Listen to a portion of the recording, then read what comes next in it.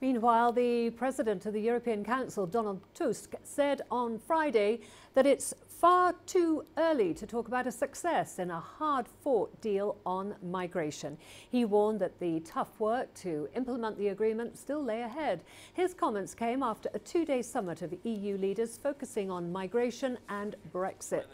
Tusk said agreement at council level was the easiest part of the process. At the summit, EU leaders agreed upon a new approach to managing illegal migrants rescued at sea. The migrants would be dispersed among EU members to ease the burden on the main point of entry countries like Spain, Italy and Greece. It's also been proposed that migrants be taken to centres in North Africa and possibly the Balkans. Well, earlier we spoke to Khaled Dawood, a political analyst for Al-Ahram Weekly based in Cairo. He explained why North African nations like Morocco and Libya have rejected EU proposals to host processing centres for asylum seekers.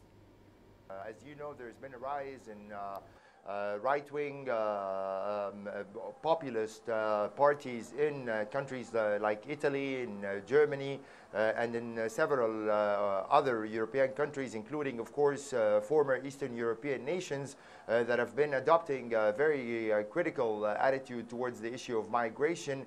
And probably this is where this proposal stems from, that they want to solve the problems of Italy, of Spain, of Greece, at the expense of Northern African nations such as Morocco, Tunisia and Algeria, and sometimes even proposals extend as far as Egypt. I guess it's, for me personally, as a North African, this is like almost immoral. I mean, why should we be asked to establish detention centers basically in our own countries while the European nations consider their cases? And this is something that we cannot trust. I mean, there is no reason why we can believe that the European countries are at one point or the other going to take in these immigrants. And I don't think that any of the North African nations, whether Algeria, Morocco, Tunisia, or even Libya or Egypt, would accept such a proposal by the European countries to establish detention centers on our own territories.